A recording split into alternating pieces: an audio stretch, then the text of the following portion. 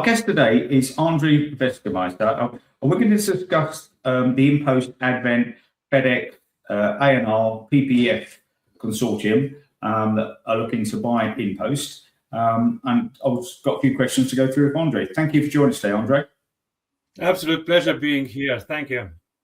You are the expert in this world, so please give us an overview, if you don't mind, of the potential investment takeover and participants. Let's say that, that first of all, this is probably one of the most interesting financial transactions what comes to out-of-home delivery and parcel lockers ever. And why I'm going to explain it, and also I'm going to explain one thing that is probably misunderstood, and I'll start from that immediately. And this deal has been described as FedEx is taking over InPost, or FedEx is sort of the important part of that, and they are the biggest and most valued logistics or last mile delivery companies in the world, with a valuation, today's valuation, 80 billion plus. But I would urge you to think bigger, or think deeper in that deal, because the first thing I consider always is what the existing owner or CEO, the main stakeholders, are doing. So let's analyze what Rafał Brzoska has been doing during that deal.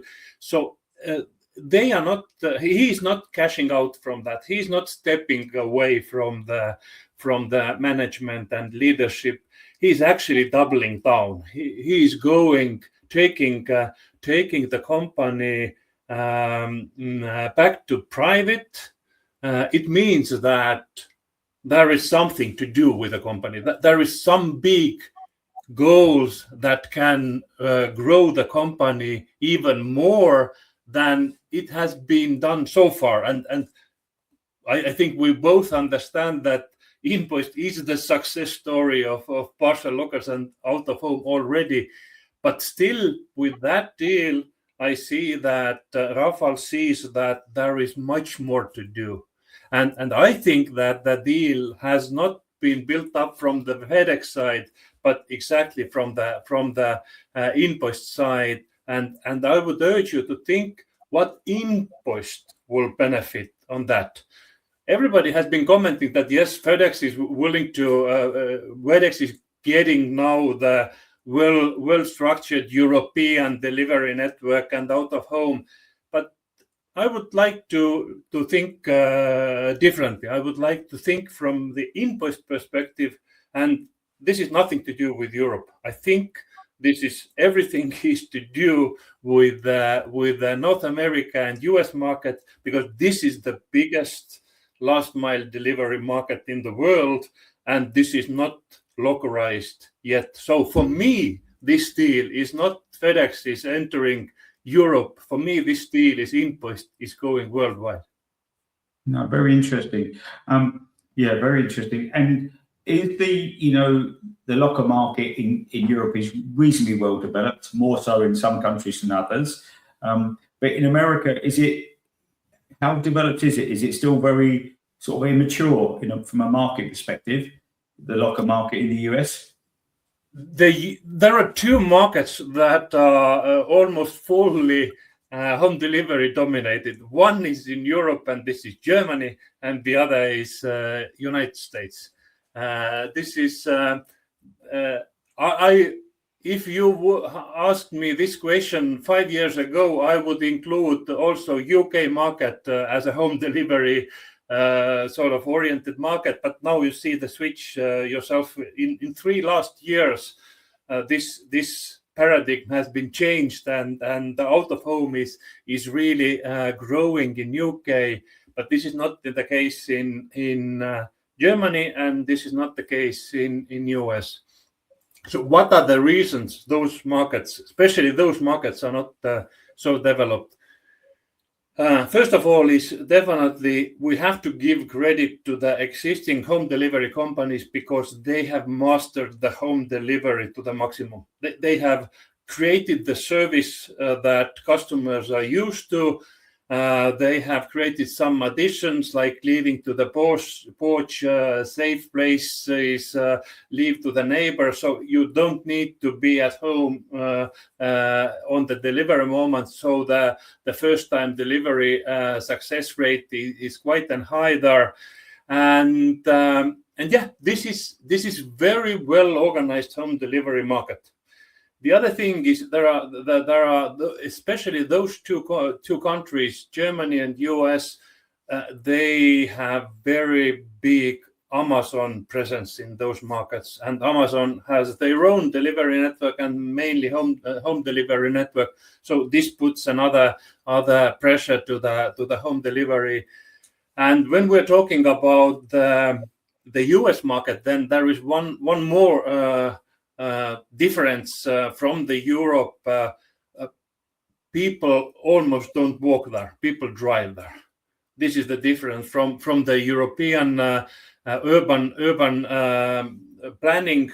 But this is not the deal breaker. Definitely, the lockers can be used also with the cars. But this is different than in Europe. So those are the reasons why those markets have not been adopting lockers widely yet, but I'm absolutely sure it's going to change, and especially after that announcement of that merger with FedEx and InPost, I'm sure this is somehow validated the out-of-home delivery business as a big business when the biggest logistics company in the world is taking stake in the biggest out-of-home delivery company. So this is like a validation for that business model, and I think everybody is now taking seriously out-of-home and lockers. Thank you. Obviously, the deal needs to be, passed, etc. Can I ask two questions? Do you think the deal will go ahead? And secondly, if it didn't for any reason, what might be the blockers?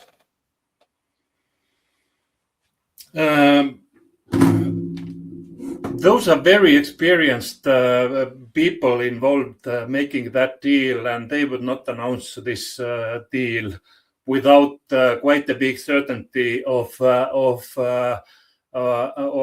going through. But anyway, we have to accept the fact that nothing is final when the signatures are there, and the competition board, for instance, has been approved the deal. So I don't think that there are some kind of deal breakers between the parties. This deal has been negotiated thoroughly. The only thing I can see is exactly from the competition boards in different countries, because both of the companies are leading companies in their markets, and now comes to math, how to calculate the market share and whether there is the threat of being too dominant in some countries. Okay, thank you. I was going to ask you about what the aspirations are, but you already covered that off. So thanks very much for doing that for us, Andre. Could once whatever it's branded as, InPost and FedEx, once they get together, could they consider running an open network? Like Yeep or Quadient do in the UK, or will it stay a closed network?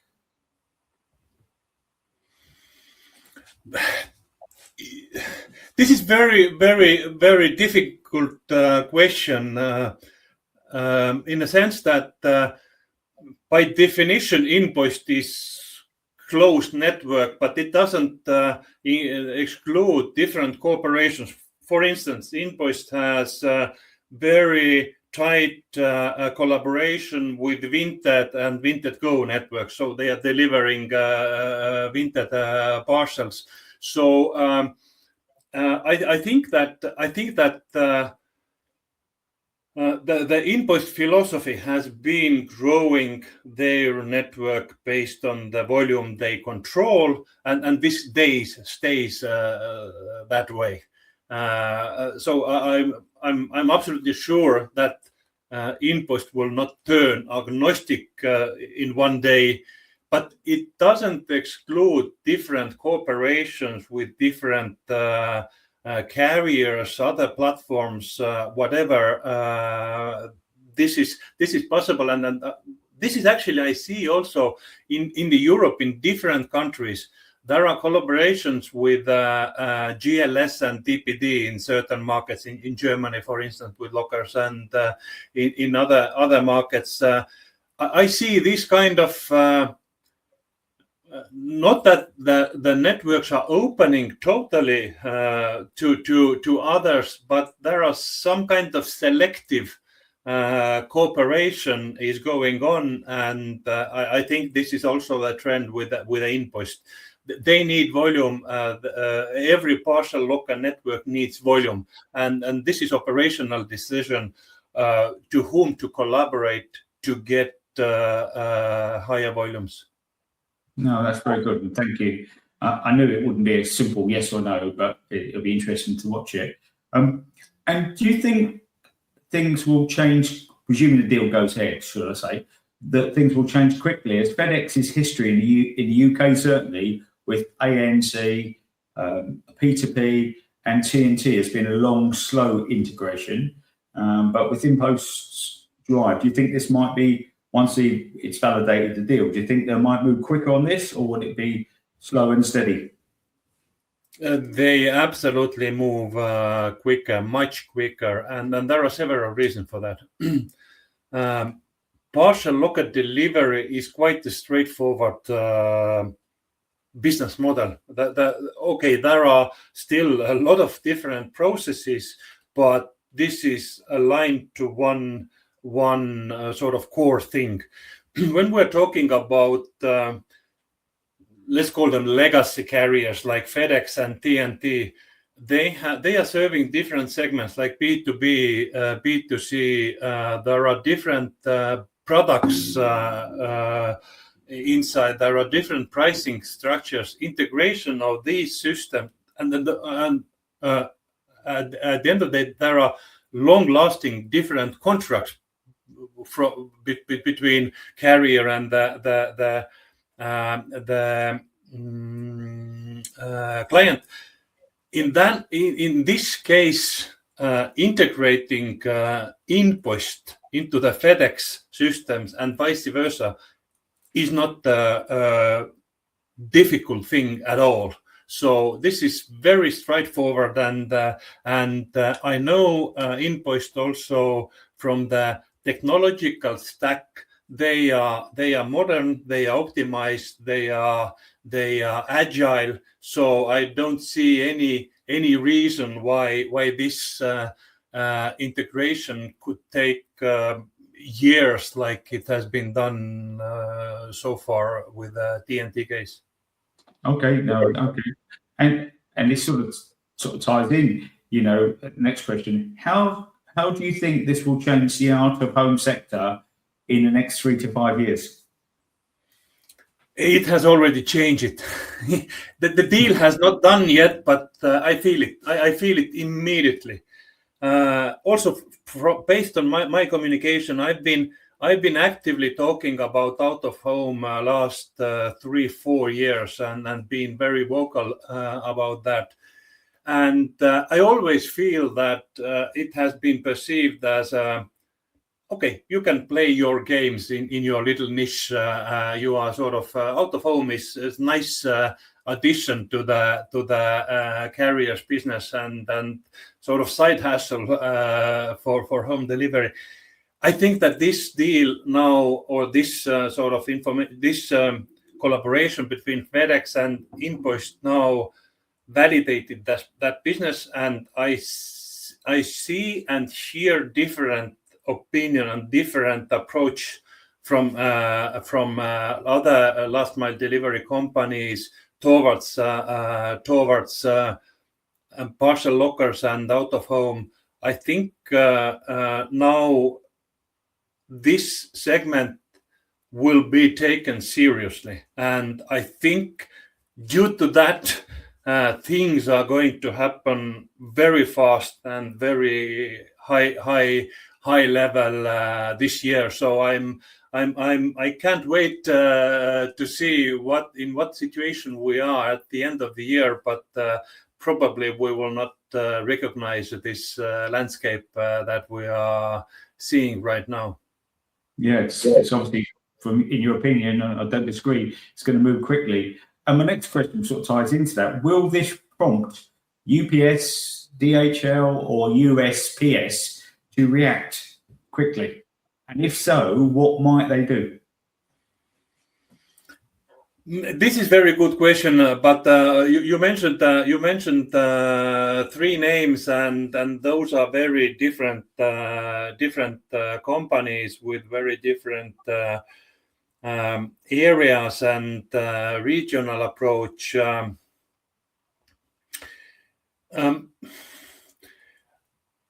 I think maybe UPS is one of the companies that are maybe needs to do something now quickly. USPS is a national carrier in US, and they don't do much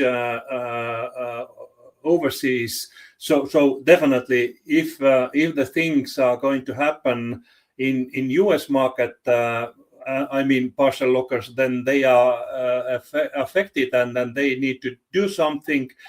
But they are not sort of the effect for USPS appears when lockers are deployed in US market. DHL is also sort of they have their own out of home strategy, at least in Europe. They have plans and networks in place in several countries, but not sort of worldwide scale. So I think that it could incentivize DHL to think more about their worldwide approach, because also FedEx and UPS, both of them, they are very strong in America. Not so strong in Europe, but now this merger or this project sort of makes it international, and I think those top floors of those companies are heavily thinking now about their options and their moves, how to behave after that. No, thank you. I thought that might be the case. And will this sort of deal between FedEx and InPost, presuming it's going ahead, which is the thing we talked about, will this drive other strategic partnerships rather than acquisitions? You know, because sometimes people partner, don't they, to compete rather than acquire? Absolutely, and this is 100% that will happen because parcel lockers are. This is we are in network economy. Parcel lockers are the best example of network economy, and the definition says that when the network is bigger, then the value or the worth is also bigger. So you have to grow your network in order to grow your value exponentially. So I think again this was a good push for the very big network to become or to be born, and I think there will be followers for that. We don't exclude also. We haven't talked anything yet about Asia and China specifically. Actually, from there is the biggest out of home or locker operator, Hypebox, was also they had planned to IPO last year, but it didn't took place. So I think this is one interesting thing now. Because when somebody wants to make something very big worldwide, then he has to talk to Hypebox. So let's see. Maybe one of those three names you mentioned in your previous question will knock the door of that Chinese operator. Oh, great, good. Well, I just want to say thank you, Andre. That was very interesting. I'm sure our viewers and listeners will love it, like I did, because it's a really interesting and probably the most exciting things happened in express deliveries for a long time. So we should watch this space, and it'd be interesting if we were talking in a year or so, what will be different. But thank you very much for your time, Andre. You're welcome. I really enjoy that, and I think we are living the best time of last mile future is in doings right now in front of our eyes. Thank you.